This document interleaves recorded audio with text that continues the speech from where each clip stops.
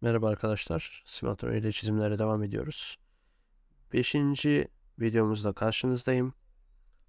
Bu videoda son parçamızı çizeceğiz ve daha sonra 6. video ile de birleştirme yapacağız.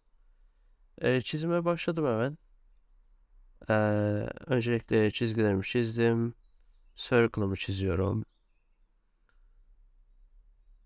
Son bölümünü çizeceğiz dediğim gibi.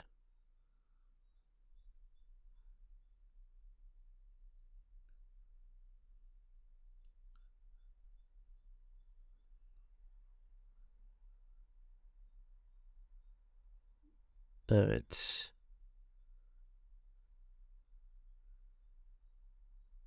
Rastgele çiziyorum.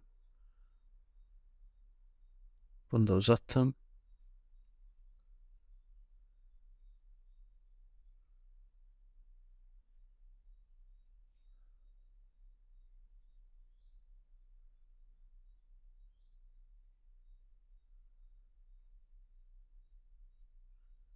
Açımızı da verdik.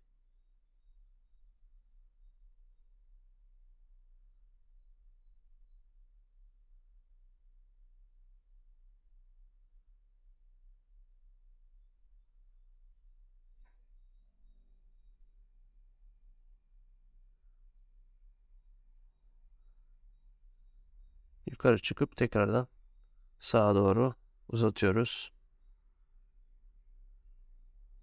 Oradaki ölçümüzü de girelim. Evet. Bunu biraz daha uzatıyorum.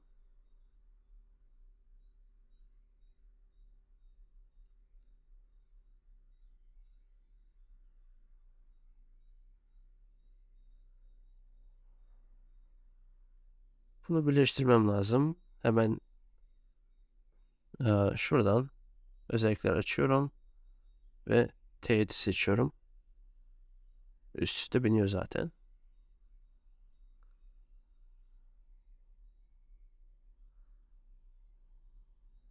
Önce çizgimizi çizelim, daha sonra trimleyelim.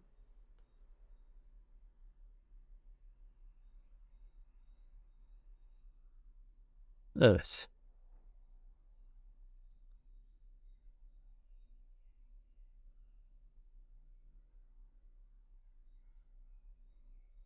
Yine aynı şekilde bunu buraya teğet yapacağız.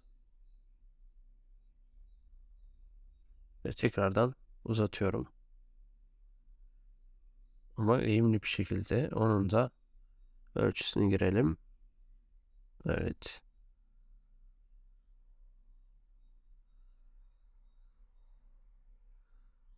Açısını da verdik.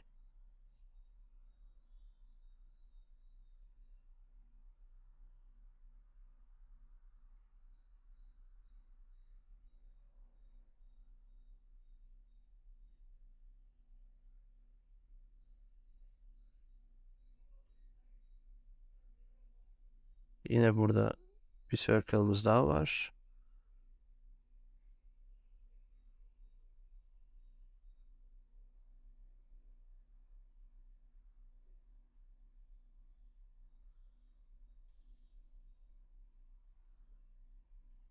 Buradaki ölçüyü de girelim.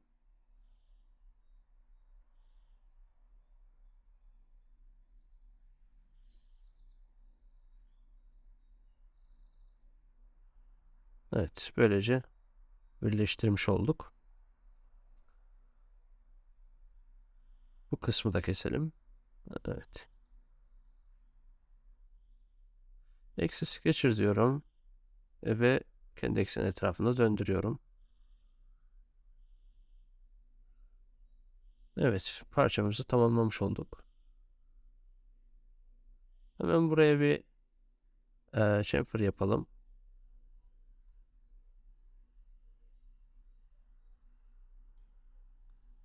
Evet, bir de deliğimiz var.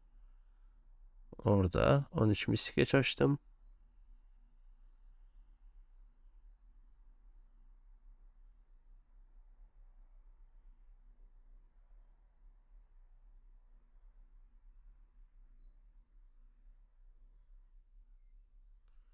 Evet. Referansımıza göre ölçülerimizi girelim.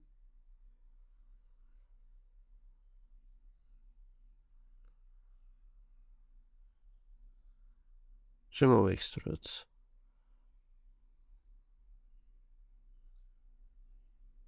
Ve iki taraflı çıkarttım. Evet arkadaşlar. Bu çizimimizi de bitirdik. Umarım faydalı olmuştur. Bir sonraki videomuzda artık tankımızı tamamlayacağız. Kendinize iyi bakın. Görüşmek üzere.